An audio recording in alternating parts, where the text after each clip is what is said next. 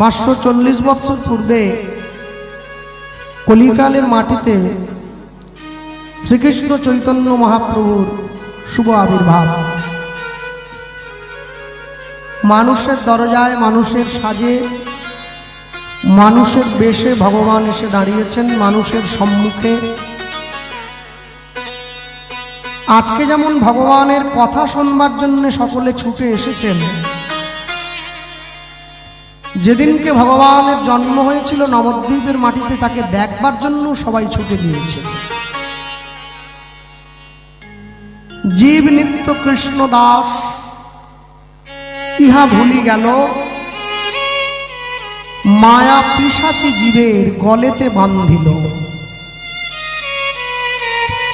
কৃষ্ণ নাম কর জীব আর সব মিছে, পলাইবার পথ নাই জম আছে পিছে। কেউ কথা বলবেন না। তাহলে ভগবানের কথা শুনলে আমাদের উপকার কি হয়? এই যে এত কষ্ট করে, এত ঠান্ডার মধ্যে, এত দূর দূরান্ত থেকে সাইকেল, মোটর সাইকেল, ট্রেনে, বাসে করে আমরা ছুটে এলাম, আমাদের উপকার কি?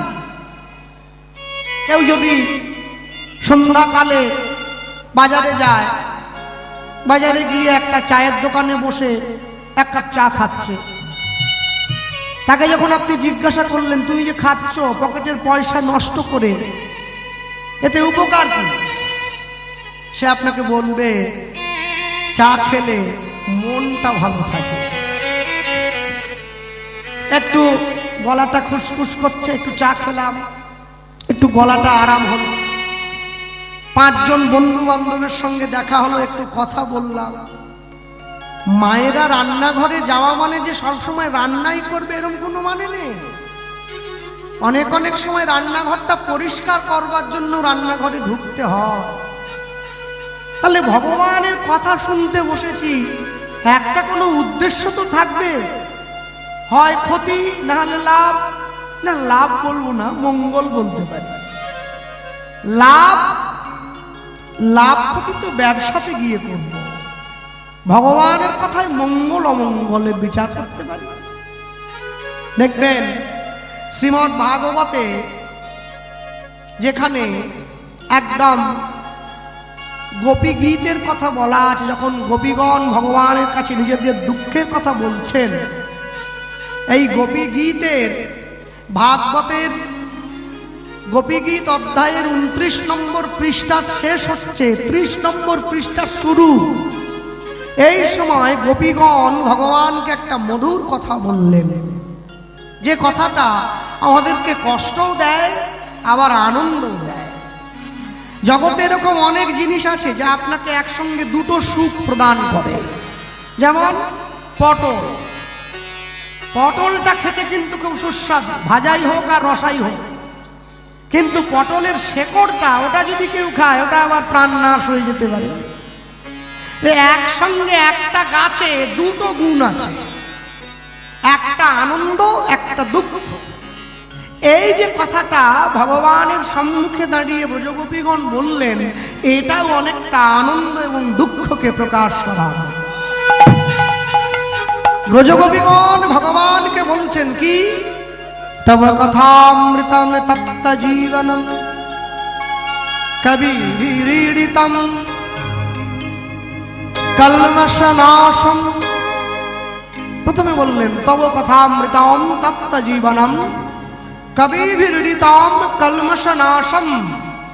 এরপরে বললেন শ্রবণ মঙ্গলাম শ্রীমদাততম ভুরি দিনন্তিতে ভুরিদা জনা। আস্তে একটু আলোচনা কঠিন, কিন্তু শুনতে হবে।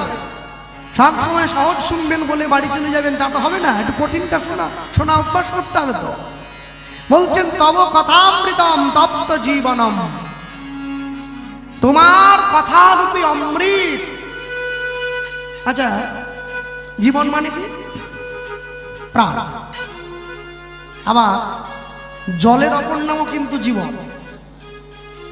তাহলে তব কথামৃতম, তোমার কথারূপী অমৃত, তপ্ত জীবনম।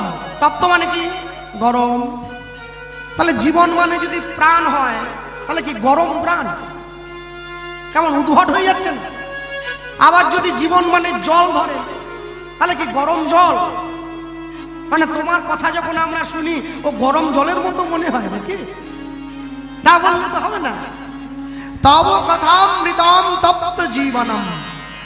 এই জন্যেই আমার গুরুবর্গরা বলতেন যে শুধু শ্লোক পড়লে হবে না, তার টিকাটাও পড়তে হবে।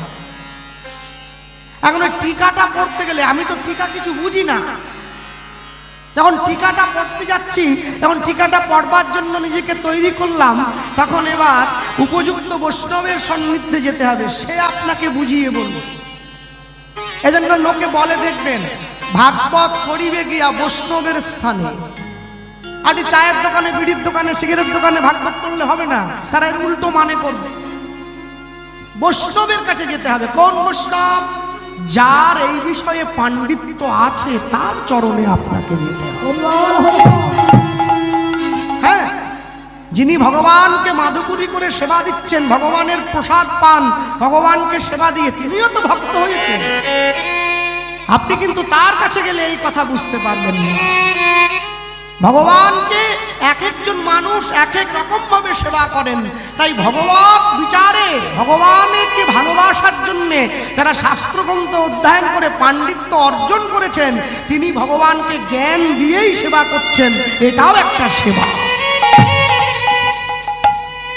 তাহলে তব কথামৃতম তপ্ত জীবনম, এখানে বৈষ্ণবীয় শাস্ত্র আমাদেরকে পরিষ্কার বুঝিয়ে দিচ্ছে।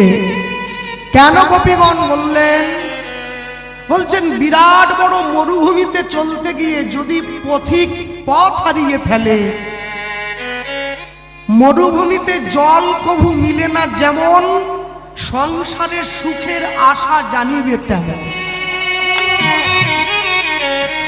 মরুভূমিতে গিয়ে যেমন জল পাওয়া যায় না, সংসারেও তেমনি সুখ পাওয়া যাবে না যদি সংসারটা কৃষ্ণের সংসার না হয়।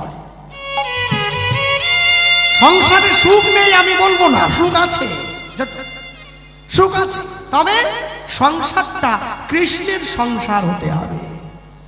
এখন মরুভূমিতে পথ হারিয়ে কোনো পথিক যদি জল পিপাসায় ক্লান্ত হয়ে পড়ে, প্রাণ যায়, সেই অবস্থায় যদি আপনি ছুটে গিয়ে তার সম্মুখে তাকে এক গন্ডুস জল দেন, ওটা কিন্তু তাকে জীবন দিলেন আপনি, জল নয়। কেন? ওই জলটা পান করেই তো সে জীবন রক্ষা করবে নাকি? তাহলে মরুভূমিতে এক গন্ডুস জল নয়, আপনি যেমন জীবন দান করলেন, ব্রজগোপীগণ বলছেন গোবিন্দ এই সংসার রূপী মরুভূমিতে ছুটতে ছুটতে আমরা যখন ক্লান্ত হয়ে পড়ি, কৃষ্ণ কথারূপী জল আমাদের কর্ণমূলে প্রবেশ করা মাত্র এই সংসার মরুভূমিতে একটু বেঁচে থাকার মতো জীবনটা পেলাম। এই জন্য বললেন তব কথামৃতম তপ্ত জীবনম, তোমার কথারূপী অমৃত আমাদের এই তপ্ত জীবনে যেন সুধা হয়ে নেমে। এরপরে বললেন কবিভিরৃতম, যে কথা যুগে যুগে কালে কালে কবিদের দ্বারাও প্রশংসিত হয়ে এসেছে। শুধু আমি কেন, কবিরা পর্যন্ত তোমার কথা তারা বলে গিয়েছে সারা জীবন ধরে। আছে না, সখী সে হরি কেমন বল, নাম শুনে যার এত প্রেম জাগে, চোখে আনে এত জল সুখী সে হরি কেমন। যার নাম শোনা মাত্র চোখে জল এসে যায়, সে কেমন। তাই তোমার কথা কবিদের দ্বারাও প্রশংসিত। এরপরে বললেন তব কথামৃতম তপ্ত জীবনম কবিভিরৃতম, তারপর বললেন শ্রবণ মঙ্গলম, শোনা মাত্রই কানের মধ্যে যখনই প্রবেশ করে এই কর্ণের মঙ্গল হয়। আস্তে জগতে দু রকমের বন্ধু হয়, আমার গুরুদেব বলতেন একটা ভালো বন্ধু, একটা মন্দ বন্ধু, দু রকমের বন্ধু। বলছে শাখাশ্চ মিত্র এবচ পরিশুষ্যতি যাবতম। দু রকমের বন্ধু হয়। দু রকম বন্ধু কিরকম? যে ভালো বন্ধু হবে সে আপনি না চাইলেও আপনার ঘরে এসে আগে আপনার খোঁজ করে আমার বন্ধু কেমন আছে। এই তো আমার বন্ধুর ঘরটা অগোছালো হয়ে আছে, একটু গুছিয়ে দে। ভালো বন্ধু। কি বন্ধু? বিপদে পড়েছিস, এই নে 500 টাকা রাখ, বিপদ থেকে উদ্ধার হবি। এ ভালো বন্ধু। যে সুখে দুঃখে আপনার পাশে থাকে, এটা ভালো বন্ধু। আর মন্দ বন্ধু কি? সে আপনাকে 10 টাকা দেওয়ার আগে আপনার কাছ থেকে 20 টাকা নেওয়ার চিন্তা করবে। আপনার সাজানো ঘরটা সে আরো অগোছালো করে দিয়ে চলে যাবে। তাই হরি কথা হচ্ছে আমাদের জীবনের ভালো বন্ধুর মতো। আমাদের এই অগোছালো জীবনটা গুছিয়ে দেওয়া যায় যার মাধ্যম দিয়ে, সে হচ্ছে হরি কথা রূপী বন্ধু। হরি কথা রূপী বন্ধু যে আমাদের অগোছালো জীবনটা গুছিয়ে দিতে বসেছে। এখন যুধিষ্ঠির মহারাজ কৃষ্ণকে প্রণাম করতে গেছে কুরুক্ষেত্রের যুদ্ধের আগে। কৃষ্ণ তোমায় প্রণাম। একই যুধিষ্ঠির, তুমি তো ধর্মপুত্র, তুমি যদি আমায় প্রণাম করো তাহলে জগতের লোক তো আমায় ছোট কথা বলবে যে ধর্মরাজ যুধিষ্ঠির সে কিনা আমায় প্রণাম করছে। যুধিষ্ঠির হাতটা ধরে নিয়েছে কৃষ্ণের, হাতটা ধরে বলছে সখা যত ধর্মই পালন করি সে তো তোমারই থেকে এসেছে। আমি তোমার জিনিস তোমায় দেব, এতে আমার কষ্ট কেন হয়? কেন কষ্ট হয়? হ্যাঁ, দেখবেন বৃন্দাবনে একটা আশ্চর্য জিনিস আছে। বৃন্দাবনে আপনি যদি কোনো ব্রজবাসীকে প্রণাম করেন না, ব্রজবাসী ঠাকুরের ছুঁয়ে প্রণাম নিতে চায় না, দূরে প্রণাম করতে বলে, বলে মাটিতে করো বাবা কি মা। এখন দেখা যাচ্ছে কেউ ছুঁয়ে করছে। যদি ছুঁয়ে প্রণাম করেন না, দেখবেন যদি প্রকৃত ব্রজবাসী হয়, যদি প্রকৃত ব্রজের অধিষ্ঠাত্রী মানুষ হয়, যদি ব্রজেই সে থাকে, দেখবেন ঘুরে সঙ্গে সঙ্গে আপনাকে প্রণাম করবে। তাকে যদি আপনি প্রশ্ন করেন কি হলো মা আপনি আমাকে প্রণাম করছেন, উনি সঙ্গে সঙ্গে উত্তর দিবেন তোমার কাছ থেকে নিলাম, তোমাকে দিয়ে দিলাম। আমি রাখতে পারবো না, কেন রাখলে বোঝা বেড়ে যায়, সঙ্গে সঙ্গে দিয়ে দিতে হয়, এতে বোঝা কমে যায়। দেখেন একজন বৈষ্ণব একজনকে প্রণাম করছেন, অপরের জন্য মাথা নিচু করে প্রণাম করছেন, সমান হয়ে গেল। আমি রাখবো না, দিয়ে দেবো। এই জন্য বলছেন তোমার কথা আমাদের কর্ণমূলে যাওয়া মাত্র আমাদের কানের মঙ্গল হয়। গান তো সকলেরই ভালো লাগে। পৃথিবীতে এমন কোনো মানুষ আছে নাকি যার গান ভালো লাগে না? সবাই গান ভালোবাসে, এটাও যেমন ঠিক, সেই সঙ্গে সঙ্গে মনে রাখবেন ব্যাঙের গান কিন্তু সাপেরও ভালো লাগে। কেন সাপ লক্ষ্য করে ব্যাঙকে বলে তুই বেশি করে গান গা, তুই যত গান গাইবি গ্যাং গ্যাং গ্যাং গ্যাং করে তোকে চিনতে আমার সুবিধে হবে, আমি খুঁজে চলে যাব। গান সবারই ভালো লাগে, তাই আমরা যে গাইছি গান এটা ভগবানেরও ভালো লাগে। আরেকজনের ভালো লাগে কে জানেন? সে হচ্ছে মৃত্যু। মৃত্যু সব সময় লক্ষ্য রেখেছে তুমি ভগবানের গান বাদ দিয়ে বেশি করে করে গান গাও, তাহলে তোমার কাছে যেতে আমার আরো সুবিধা হবে। যত তুমি ভগবানের গান বেশি শুনবে, যত ভগবানের কথা বেশি শুনবে, তোমার কাছে আমি দেরি করে যেতে হবে। ছাতা মাথায় দিয়ে বৃষ্টিতে বেরোলে বৃষ্টির জলটা পড়ে, সরাসরি মাথায় পড়ে না, ছিটে একটু চারদিকে। ভগবানের কথাটা মাথায় রাখলে মরণটা আসে, সরাসরি টপ করে নিয়ে যায়, ধীরে নিয়ে যায়। তফাৎটা এই জায়গা। তাহলে তব কথামৃতম তপ্ত জীবনম কবিভিরৃতাম শ্রবণ মঙ্গলম। এবারে বললেন শ্রীমদাততম। এই কথা যারা দান করে তাদের উপরে দাতা জগতে কেউ হয় না। এরপরে বলছেন ভুরি গৃণন্তিতে ভুরিদা জানা, তাদের সঙ্গ করবে, তাদের কাছে যাবে। মহাজন লিখছেন গৌরাঙ্গ বলিতে হবে পুলক শরীর, হরি হরি বলিতে মোর নয়নে বহেনি। ভগবানের নামে নাচা যায়, ভগবানের নামে আনন্দ করা যায়, কিন্তু ভগবানের নামে সহজে কাঁদা যায় না। কাঁদতে গেলে অনেক কষ্ট করতে হয়। আমি রান্না করতে পারবো না, দিন না, সবজিগুলো এড়িয়ে দিন, তেল মশলাগুলো দিন, আমি দেখাচ্ছি পারি কিনা। খেতে পারবেন কিনা গ্যারেন্টি দিতে পারছি না। রান্না আমি করে দেবো, হ্যাঁ, দেখা গেল আমি সবার শেষে গিয়ে জিরেটা দিচ্ছি, যখন নামাবার সময় তখন জিরে দিয়ে দিলাম। রান্না হবে কি? রান্না আমিও পারি, খেতে পারবেন না কেউ। ঠিক তেমনি ভগবানের নামে কাঁদতে গেলেও আগে থেকে সব সাজিয়ে নিতে হয় অন্তরটা, তবে চোখের জল হয়ে নেমে, না হলে কোনোদিন নেমে আসবে না। বৈষ্ণব মহাজন লিখছেন কত সুন্দর করে, যদি তুমি গৌরাঙ্গের নামে কাঁদতে চাও। আমি ছোট একটা কথা বলি, মহাপ্রভুর যখন অষ্টসাত্ত্বিক ভাব হতো না গম্ভীরায়, এই অষ্টসাত্ত্বিক ভাব হওয়ার সময় মহাপ্রভুর লোমকূপের গোড়া দিয়ে ঘাম নয় রক্ত বেরিয়ে আসতো। কোনোদিন অনুভব করেছেন? এমনই কৃষ্ণ প্রেম, লোমকূপের গোড়া দিয়ে রক্ত বেরিয়ে আসছে ফিনকি দিয়ে, হা কৃষ্ণ বলার সঙ্গে সঙ্গে।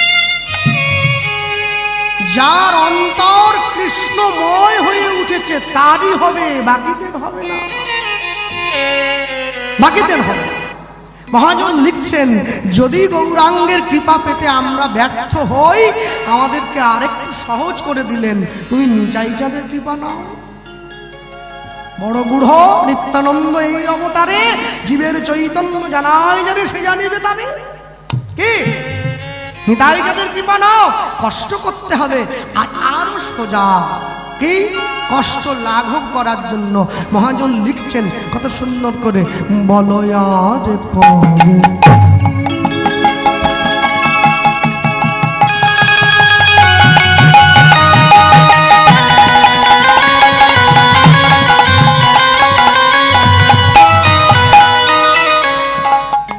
বলো আজ কবে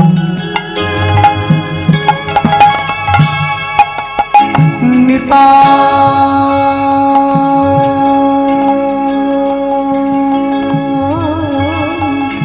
চাঁদ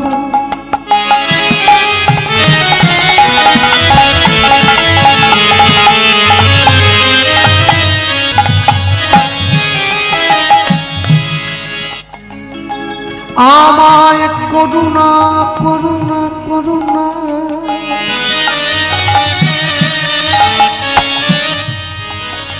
আমায় করুণা করিবে,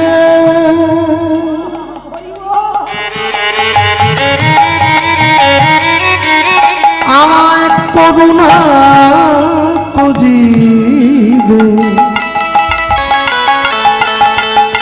আমায় করুণা করিবে।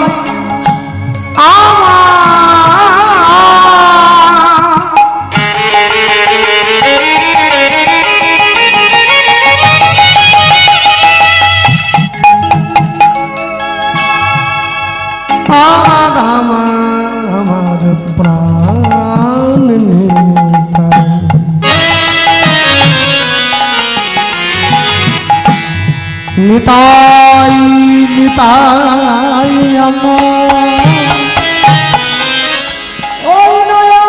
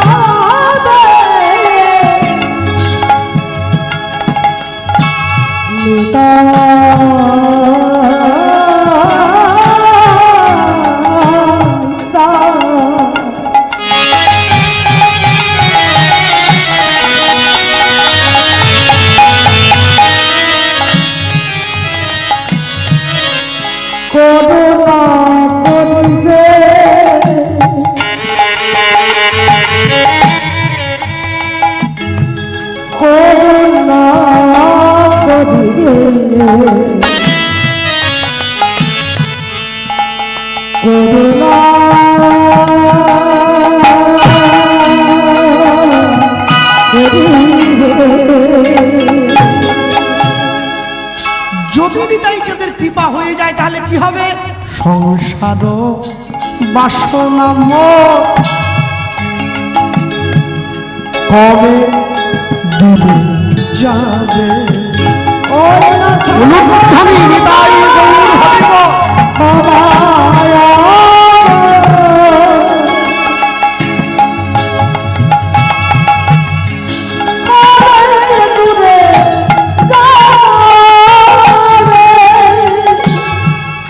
বল বিষয় ছাড়িয়া কবে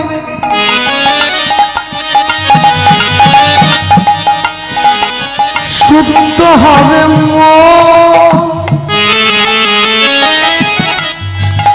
কবে হেরাব সেই মধুর বৃন্দাবন।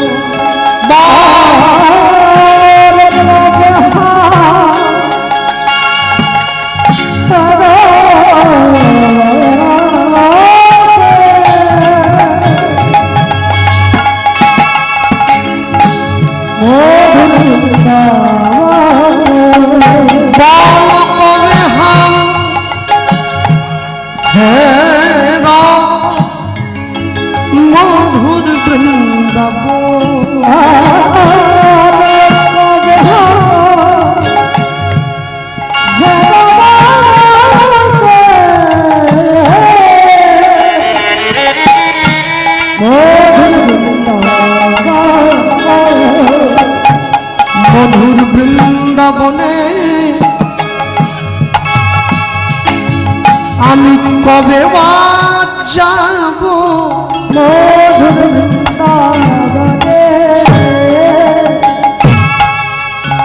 কবে বা যাব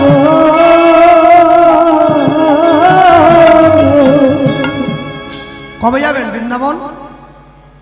টিকিটটা কেটে নিয়েছেন তো বাড়ির লোকদের নিয়ে? যেদিন আমার আপন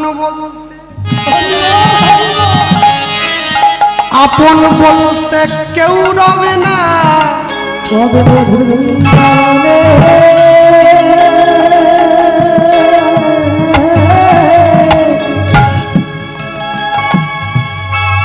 বা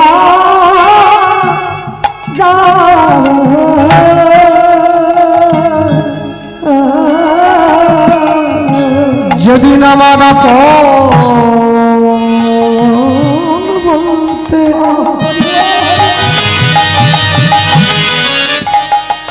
আপন বলতে কেউ রবে না, কবে মধুর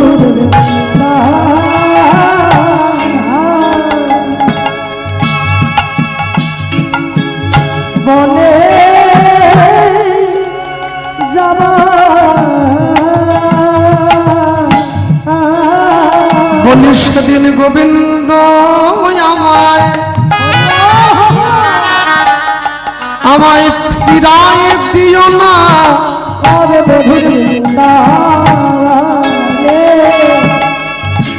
বলে যেদিন আপন বলতে কেউ রবে না, কবে মধুর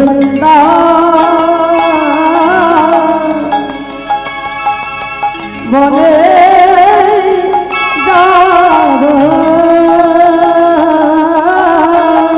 যেদিন সবাই আমায় সংসার হতে বিদায় করে যা দেবে। কবে মধুর বনে কবে বা যাব আমি আশ্রয় লইব বিষয় ত্যাজিব। কবে মধুর কবে বা আমি তোমার চরণে সব সপিব। কবে বা যেদিন আমার সহায় সম্মান দূর হইবে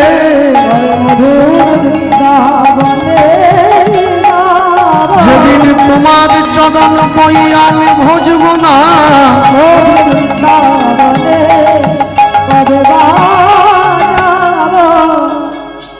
হরি বল বয়ার বলাইব হরি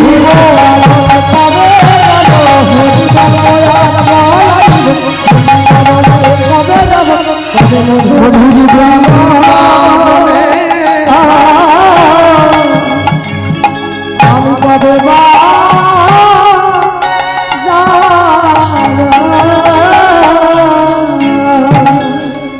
যে ভগবানকে ভালোবাসে ভগবান তাকেও নাম দিয়েছে, যে ভগবানকে ভালোবাসে না ভগবান তাকেও নাম দিয়েছে। পৃথিবীতে প্রত্যেকটা কর্মের জন্য নির্দিষ্ট যোগ্যতা থাকা দরকার।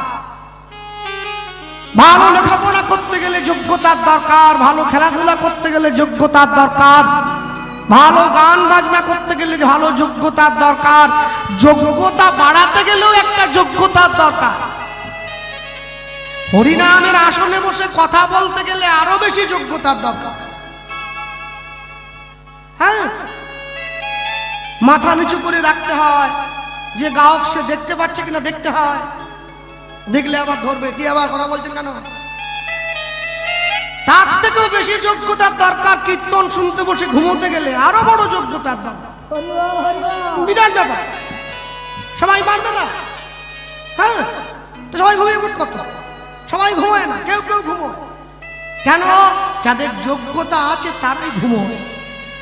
লোকে আমায় বলে দাদা ওর কীর্তনে মন নাই, বাজে কথা বলবেন না, যোগ্যতা বেশি হয়ে গেছে তাই ঘুম পাচ্ছে।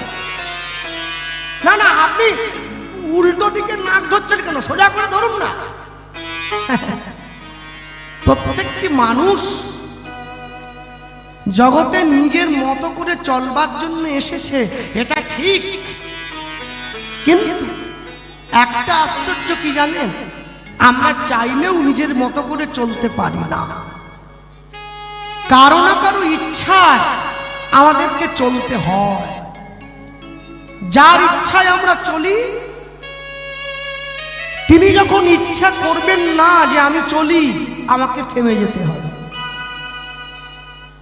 আমাকে থেমে যেতে হবে। কবে?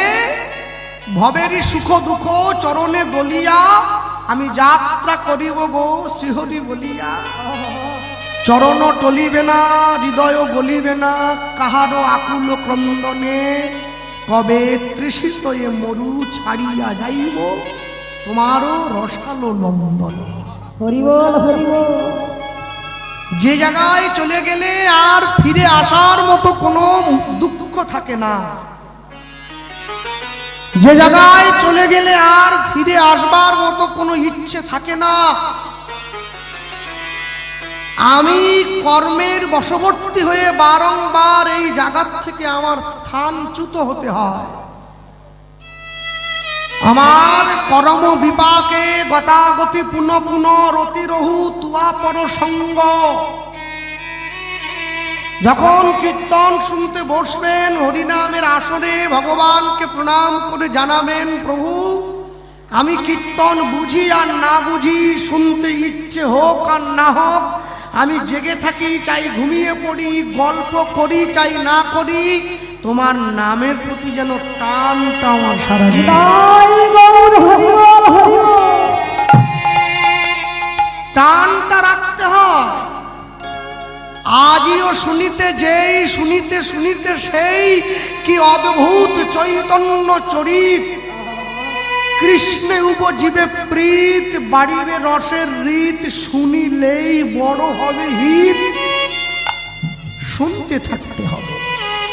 তাহলে এখন কথা, তাহলে জয়নিতায় কৃষ্ণবাবু, আচ্ছা আচ্ছা বলুন, এই অনেক মানুষকে দেখেছি, অনেক ভক্তকে দেখেছি, তারা হরি নামে গিয়ে কাঁদে, আমি কি করলে কাঁদতে পারবো? এই লোকে যখন নাচে ওদের দেখে আমার ইচ্ছে হয় আমি একটু নাচি, লোকে যখন হাসে আমার ইচ্ছে হয় ওদের দেখে আমি একটু হাসি, কিন্তু লোকে যখন কাঁদে তখন তো আমার চোখে জল আসে না। তাহলে বাকিগুলো এলো, এটা কোনো এলো না, কেন আসেনি জানেন? হরি নামে কান্না অনেকটা ছোঁয়াচে রোগের মতো। হ্যাঁ, আপনাদের গ্রামের নামটা কি? হ্যাঁ, তারারা। বেশ, এই তারারা গ্রামে একটা MBBS ডাক্তার আছে, 2000 টাকা ভিজিট, প্রত্যেক দিন 50টা করে রুগী দেখে। হ্যাঁ, 2000 টাকা করে নেয়, কত টাকা ও? তো ও চিন্তা করলো, আমি এত বড় ডাক্তার, আমি যদি আমার নিজের ব্যাগটা নিজে বয়ে নিয়ে যাই আমার সম্মান যাচ্ছে না। এই কীর্তনিয়া গাড়ির থেকে নেমে তার নিজের ব্যাগটা নিজে বয়নি, কমিটিকে দিয়ে দেয়। হ্যাঁ, এই তো ডাক্তার, কোনো কথাই হয় না। ও একটা লোক রেখেছে ওর ব্যাগ বওয়ার জন্য, তুই আমার ব্যাগটা বই দিবি, তোকে খাওয়া দেবো, আর প্রত্যেক দিন 200 টাকা করে। ও বলে বাহ, শুধু ব্যাগ বই, ডাক্তারের খাবো, ডাক্তারের দামি গাড়ি, হ্যাঁ আবার 200 টাকা দেখে কে আমার? ডাক্তারবাবু, হ্যাঁ বল, 100 বাড়ি দিলে ভালো হতো না? মানে আমি গরিব মানুষ, ঠিক আছে 300 করে দিলাম, যা তোরটাও থাক আমারটাও থাক 300। ও ডাক্তারের সঙ্গে সঙ্গে ঘুরছে ব্যাগ নিয়ে নিয়ে। 6 মাস কাজ করার পরে ওকে ডাক্তারবাবু জিজ্ঞাসা, হ্যাঁ রে লেখাপড়া শিখেছি? বিএ পাসটা করছি। বাহ, ইংরেজি বলতে পারিস? বাংলা ভালো পারি না, কিন্তু ইংরেজি ভালোই পারি। হ্যাঁ, এখন তো আমাদের নেশা লেগে গেছে, বিদেশিদের চাকর হতে হবে, ইংরেজি শিখতে হবে। বাংলা যেমন তেমন, ইংরেজি জলের মতন, Jack and Jill, went of the hill to fetch a pail of water, Jack fell down bro, ইংরেজি শিখতে হবে। বাংলা ভুলে যাওয়া, আহারে আমরি বাংলা ভাষা, মোদের গরব মোদের আশা, ইংরেজি বাদ দাও, বাংলা না না, বাংলা ছেড়ে দাও, ইংরেজি মুখস্থ করো। বিদেশিদের চাকর হতে পারলে নিজেকে ধন্য বাঙালি বলে মনে করি না। দত্ত এখন আর দত্ত নেই, দত্ত এখন ড্যাট হয়ে গেছে। আর দত্ত বললে ছোট মনে হয়, ড্যাট। ডাক্তারবাবুর ব্যাগ বয়, 6 মাস পরে ডাক্তারবাবু বলছে, হ্যাঁ রে, আমি যে রুগী এলে প্রেসক্রিপশনগুলো লিখে দেই রুগীকে, যাকে বাংলায় ব্যবস্থাপত্র বলা হয়, ওই আমার লেখাটা পড়। হ্যাঁ, আমি তো বুঝতে পারি আপনি কি লিখছেন, জ্বর হলে কোনটা, প্রথম পারতাম না, 6 মাস একটু সরগরম হয়েছে আছে। ওই লেখাটা পড়ে রুগীকে ওষুধটা বলে দিন, তোর আরো 100। রুগীর খাটনি কমবে, আমি রুগীর কাছ থেকে আরো 500 নেবো, তোকে 100 দেবো, আমার 400, তোর 100। 10 মিলে করি কাজ, হারে যেতে নাহি রাজ। চুরি করলেও 10 জনে মিলেই করবে, ক্ষতি কথা। বাহ, সুন্দর। 20 বছর ব্যাগ বইছে, 20 বছর পরে এই গ্রামের মোড়ে ও নিজে একটা ব্যানার লাগিয়ে দিয়ে বলে, আমি তো ডাক্তার। ও শিখে গেছে কখন কোন ওষুধটা লিখতে হবে। ডাক্তার লিখতো, সে পড়ে ডাক্তার, এ না পড়ে ডাক্তার। এখন তার তো 2000 টাকা ভিজিট, ও আবার তার নাম দিয়ে লিখেছে অমুক ডাক্তারের বিশ্বস্ত কম্পাউন্ডার। রুগী আর সে ডাক্তারের কাছে যায় না, ওর কাছে। কেন? একটা ডিসকাউন্ট দিয়েছে, 2000 ছিল না, একটা শূন্য কমিয়েছে। রোগী চিন্তা করলো 2000-এর যে ওষুধ পাওয়া যায় 200 টাকাতেই তো সেই ওষুধ, ওখানে যাওয়া এখানে।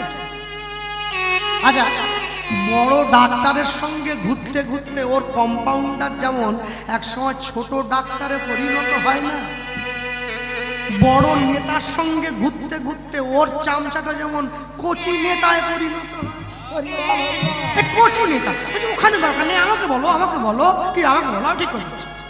ঠিক তেমনি যারা ওরই নামে কাঁদে, যারা ভগবানের নামে চোখের জল ফেলে, আপনাকে একটু তাদের সঙ্গে ঘুরতে হবে, তাদের গায়ে একটু গা লাগিয়ে বসবেন। আসুন, যখন তারা কাঁদবে তার চোখের দিকে একটু তাকাবেন। সে যখন কাউকে না পাবে দেখবেন আপনাকে বুকে জড়িয়ে ধরছে। একদিন, দুদিন, 3 দিন, 4 দিনের দিন ভক্তিটা আপনার অন্তরে মিশে যাবে। ভক্তের সঙ্গে ঘুরলে তবে ভক্তি পাওয়া যায়, না হলে কি পাওয়া যায়? না হলে পাওয়া যায় না। তাহলে যদি নিতাই চাঁদের সঙ্গ করতে তুমি না পারো, ভক্তের সঙ্গ করো না।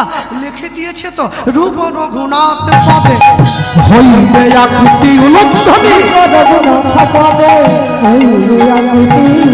রূপ রঘুনাথ পদে হইবে আকুতি, রূপ রঘুনাথ হইবে আকুতি। কবে হাম হেরব সেই যুগল প্রীতি,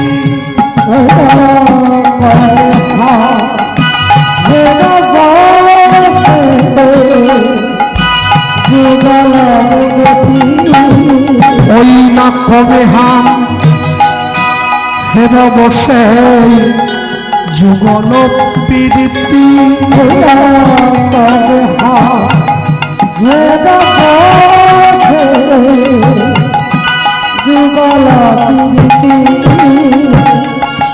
রূপ রঘু রূপ রঘু নাথ পদে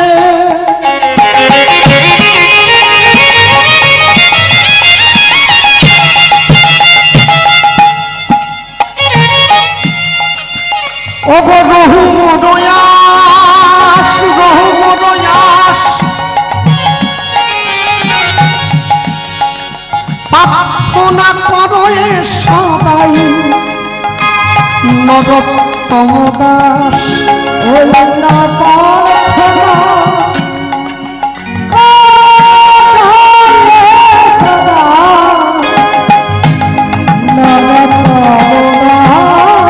ওই না প্রার্থনা করো সদাই নরোত্তম দাস, ওই না প্রার্থনা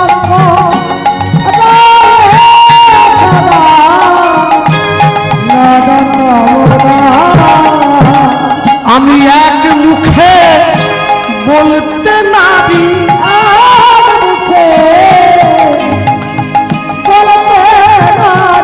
আমি এক মুখে বলতে নারী,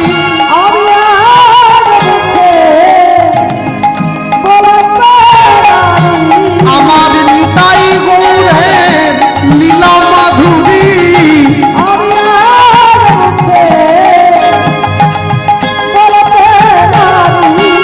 আমি যতবার বলি ততবার হারি, ও যাইর লীলার বলি হারি, আমার নিতাই গৌরের লীলা মাধুরী, হরি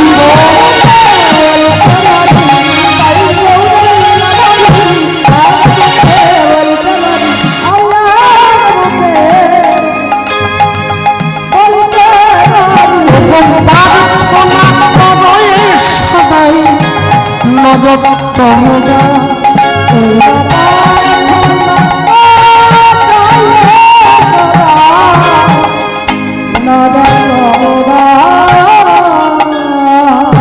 রূপ রঘুনাথ পদে রঘু মরয়াস, প্রার্থনা করয়ে সদা নরোত্তম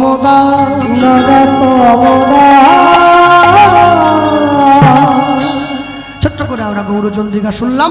আমরা বলতে গিয়ে বলবো, আমরা যারা কীর্তনের শেষে নাম সংকীর্তন পূর্ণ যে পদ গান, হরি হরয় নম, যাদবায় নম, যাদবায় অনবায় কেশবায় নম, গোপাল আছে না পদ গান, ওইখানে একটা পয়ার আছে দেখবেন, পংক্তি ব্যবহার হয়, জয়রূপ সনাতন ভট্ট রঘুনাথ সজীব গোপাল ভট্ট রঘুনাথ, এই ছয় গোসাইয়ের পুর চরণবন্দন, যা হইতে বিঘ্ননাশ অবিষ্ট।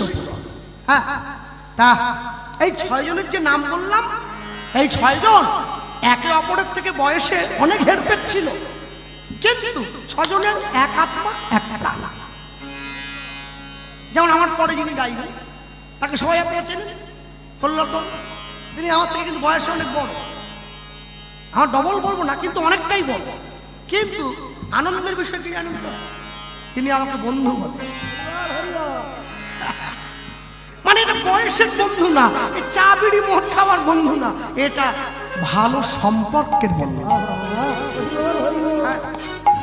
যাই হোক, আমি বলতে গিয়ে এই ছয় গোস্বামীর মধ্যে থেকে যার কথা আমরা শুনছি হরিসভায় এই স্থানে বসে সকলেই তাকে জানেন, আমরা শুনছি, পরম বৈষ্ণব শ্রীল মহাজন রঘুনাথ দাস গোস্বামী পাদের জীবনী কথা।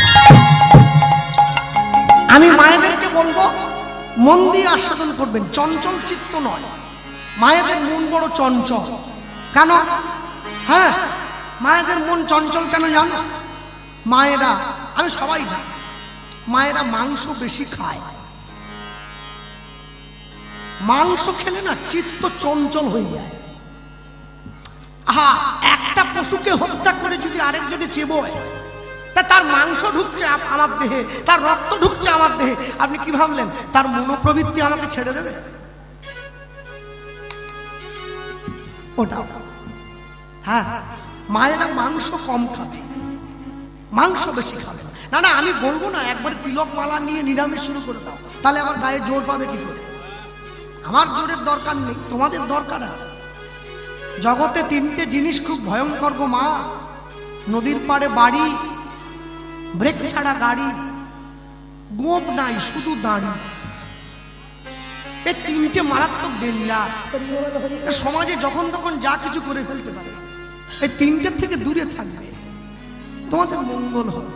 হ্যাঁ, ভক্তমণ্ডলী, ভক্তিমতী মায়েরা, আমি এখানে বলতে গিয়ে বলবো, আপনাদের এই যে দক্ষিণ 24 পরগনা, এটা পেরিয়ে গেলেই হাওড়া, হাওড়ার পরেই আছে হুগলি জেলা। এই হুগলিতে ব্যান্ডেল বলে একটা জায়গা আছে, ব্যান্ডেল থেকে 21 কিলোমিটার গেলেই একটা গ্রাম পড়ে, যে গ্রামটার নাম হচ্ছে আদি সপ্তক গ্রাম, এখনো আছে। এই আদি সপ্তক গ্রামে একই মায়ের পেটের দুই ভাই, কোনো পাতানো ভাইটাই নাই, দু ভাই, বড় ভাই হিরণ্য দাস, ছোট ভাই গোবর্ধন দাস, দুই ভাই জমিদার, অঢেল সম্পত্তি। দুই ভাইয়ের কর্ম কি? দুই ভাই প্রত্যেক বছর সারা বাংলা থেকে খাজনা আদায় করে দিল্লিতে নবাবের দরবারে পাঠাতেন। দিল্লির নবাব এই দুই ভাইয়ের কর্মে খুশি হয়ে এই দুই ভাইকে প্রত্যেক বছর বেতন দিতেন। আজ থেকে 540 বছর আগে যে বেতনের পরিমাণটা ছিল বছরে 9.5 লক্ষ টাকা, যেটা বর্তমান বাজারে 100 কোটি টাকার সমান, এবং পুরো টাকাটাই স্বর্ণ মুদ্রায় দেওয়া হতো। তাহলে ভাবুন, দুই ভাইয়ের জীবনে সব আছে। টাকা দিয়ে সুখের উপকরণ কেনা যায়, সুখ কেনা যায় কি? সুখ কেনা যায়। ধনে যদি প্রাণ দিত, ধনী রাজা না মরিত, ধরায় অমর হইত রাবণ। ধনে যদি রাখে দেহ, ধন গেলে নহে কেহ, এতএব কি করিবে ধন। এ বড় মজার পৃথিবী গো। মানুষ যেটা পাবে না তার দিকে ছুটে যায়, যেটা পাবে তার থেকে নিজেকে দূরে রাখে। এ পৃথিবীর বৈচিত্র্য। ভক্তমণ্ডলী মায়েরা দুই ভাই ভগবানের কাছে নিত্য গিয়ে কাঁদে, প্রভু একটা সন্তান দাও। আমরা মরে যাওয়ার পরে এই জমিদারি কে ভোগ করবে? কেউ তো নেই, কেউ নেই। দুই ভাই চিন্তা করে, উপায় করে বের করে করেছে তো, দুই ভাইয়ের জীবনে উপায় করে বেরিয়ে এসেছে। কি উপায়? কলিযুগের মাটিতে নিতাই গৌর নাকি এসেছে হরিনাম প্রচারের জন্য। দুই ভাই চিন্তা করছে, আচ্ছা এতদিন তো অনেক দেবদেবীকে ডাকলাম, যদি নিতাই গৌরকে ডাকি তাহলে কেমন? ছেলে একটা না হয়, নিতাই গৌরী দিক। দুই ভাই বাড়িতে নিতাই গৌরের বিগ্রহ প্রতিষ্ঠা করে দিয়েছে। প্রতিষ্ঠা করে নিতাই গৌরকে গিয়ে বলছে, হে নিতাই গৌর, একটা সন্তান দাও। ভগবান বলে, না দেব না। কেন? কেন দেবে না কেন? শোনো, সন্তান দেইনি বলে তোমরা আমায় ডাকছো, দিয়ে দিলে আর তো ডাকবে না। ও এই ব্যাপার, ঠিক আছে।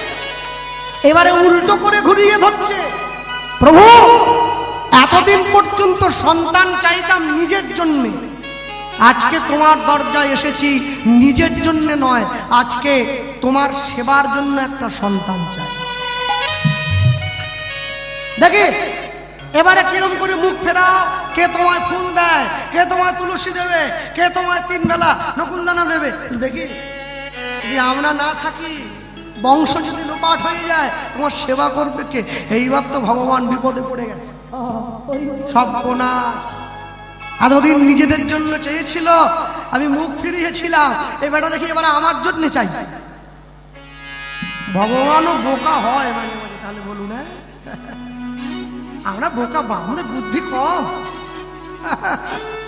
দুই ভাই নিতাই গৌরের চরণটায় জড়িয়ে ধরেছে, ওহো সন্তান দিতে হবে তো। হা নিতাই প্রাণ নিতাই, চরণটা নিতাই গৌর বল। হা নিতাই প্রাণ নিতাই, নিতাই গৌর বল। অনুধ্বনি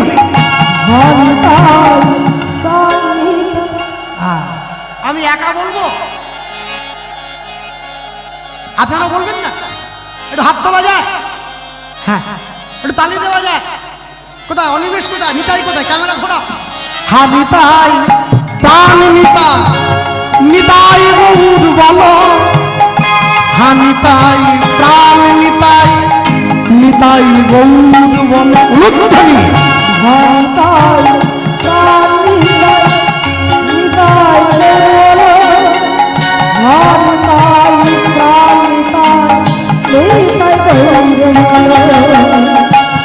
নিতাই প্রাণ নিতাই, নিতাই গৌর বলো। হা নিতাই প্রাণ নিতাই, নিতাই গৌর বলো।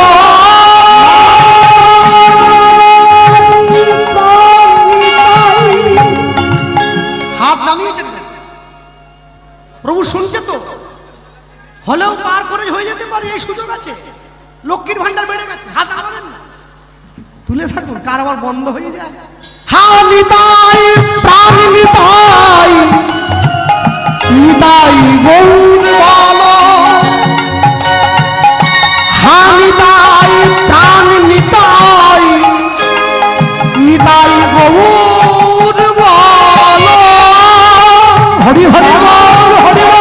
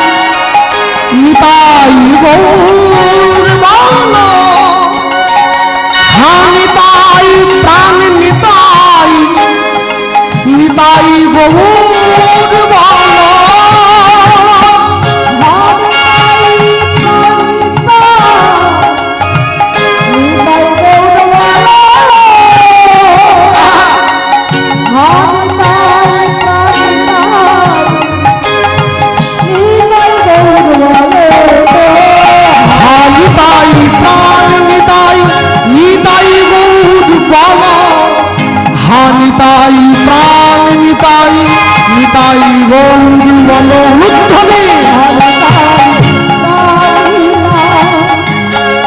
নিতাই গৌর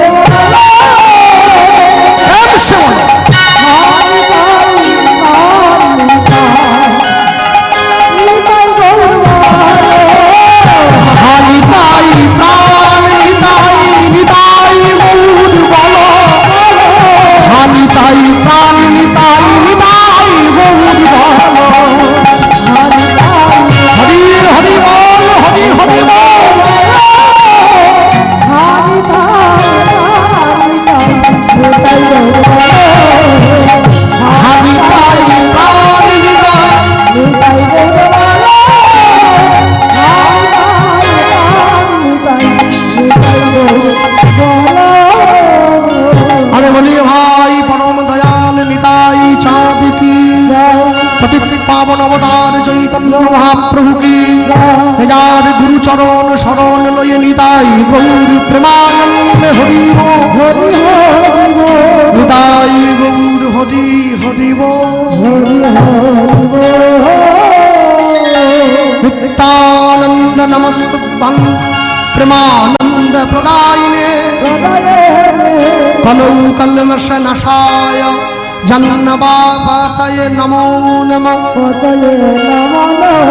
বন্দে শ্রীকৃষ্ণ চৈতন্য নিত্যানন্দ সহবিতৌ গৌরদায় পুষ্পবন্তৌ চিত্রৌ সুন্দরৌ তমনো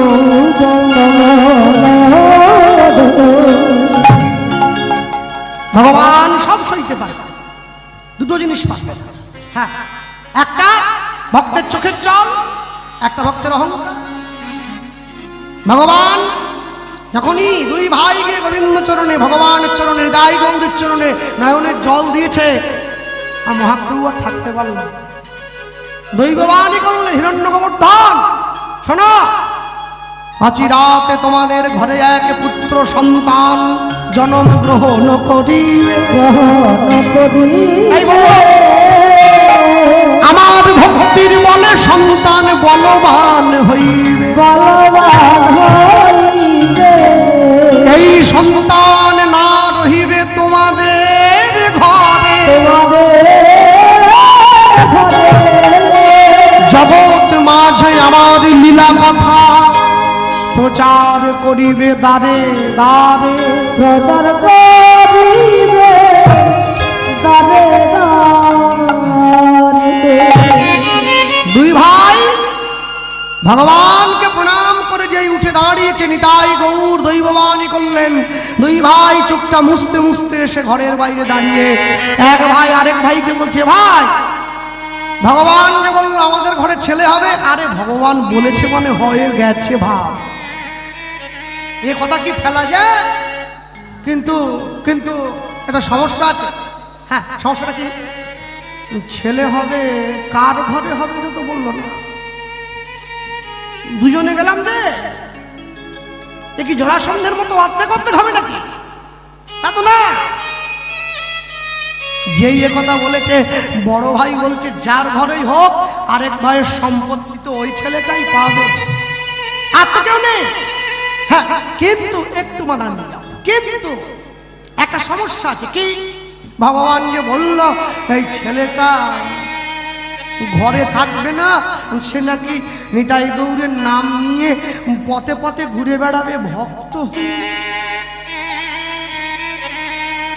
ছেলে যদি হয়ে ভক্ত হয়েই গেল না হয় ভালো ছিল। যে এই কথা বলেছে বড় ভাই বলছে হতে দে শুধু একবার, ভক্ত ভক্ত হওয়া বের করে দেবো। আরে মন্দির তুলে দেবো, ঠাকুর গঙ্গায় ভাসিয়ে দেবো, না থাকবে বাঁশ, না বাজবে বাঁশি। মন্দির যদি না থাকে রে, কিসের ভক্ত হওয়া? কোনো মতেই ভক্ত হতে পারবে না। ছেলেটা কাছে গিয়ে যখন এই কথা বলেছে, দুই ভাইয়ের মধ্যে আলোচনা হয়েছে। আলোচনা হওয়ার পর ছোট ভাই গোবর্ধন দাসের ঘরে কোনো সন্তান হয় নাই। বড় ভাই হিরণ্য দাসের স্ত্রীর কোল আলো করে একটা পুত্র সন্তানের জন্ম। পিতামাতার মৃত্যুর পরে পিতামাতাকে পিণ্ড দান করে পুত নামক নরক থেকে উদ্ধার করে বলে সন্তানকে বলে পুত্র। गोस्वामी तुलसीदास जी लिखছেন एक दार से बाहर होता है पूत और मूत, जो भजे होरी वह पूत, जो बिना भजे होरी वह मूत। মাতৃগর্ভের একই দরজা দিয়ে পুত্র এবং মূত্র বাহির হয়। যেটা হরি ভজন করে ওটা পুত্র, যেটা হরি ভজন করে না ওটা মূত্রের সমতুল্য, কোনো দাম নেই ওটা। জয় নিতাই। বিষ্ণুবাবু আপনাকে বলছি, এটা তো সুন্দর করে বলে দিলেন, যে ছেলেটা হরিভজন করে না ওটা মূত্রের সমান। তাহলে যে ছেলেটা দাস মণ্ডল চ্যাটার্জি চক্রবর্তী অধিকারী বাড়ির ছেলে, সনাতন হিন্দু ধর্মের জন্ম নিয়ে চড়াম করে জাত বদল করে খ্রিস্টান সেজে গেল, তার কি হবে? তারও একটা হবে। হ্যাঁ, মানুষ এখন বদল হয়ে যাচ্ছে কেন? আমি অনেককে জিজ্ঞাসা করছিলাম, লোকে জাত বদল করছে কেন? কি একটা বিশ্বপিতা নাকি বেরিয়েছে, এদিকে আছে, আমাদের মেদিনীপুরে আছে গো, খুব ঘুরছে। হ্যাঁ, ভালো হোক, হ্যাঁ হয়ে যাক, সনাতন ধর্ম ধুয়ে মুছে সব পরিষ্কার সাফ হয়ে যাক। মুর্শিদাবাদের বেলডাঙ্গায় বাবরি মসজিদ হবে, চলে যাবো মসজিদে। টিভি দেখছিলাম, হ্যাঁ, ও মন্দিরে যাবো না। পড়েছি জবনের হাতে, খানা খেতে হবে সাথে। কে লিখছেন? নজরুল ইসলাম। মনে রাখবে, নিজের ধর্মে মরণ ভালো, পরের ধর্ম নকল করা মোটে ভালো। তবে লোকে বদলাচ্ছে কেন? সনাতন ধর্ম অনেক নিয়ম, নিরামিষ খাও, মালা পরো, তিলক করো, হরিনাম করো, অন্য ধর্মে কিচ্ছু করতে হবে না। আপনি সব খাবেন, সাপ, ব্যাং, গরু, ছাগল, টিকটি, গিরগিটি, মহিষ, ইঁদুর, সাপ, ছুঁচো, বিড়াল, তুমি সব খাবে, আমাদের ধর্মটাও পালন করবে। শোনো, যে ধর্ম তোমাকে ত্যাগ করা বাদ দিয়ে ভোগ করতে শেখায় তাকে ধর্ম বলে নাকি?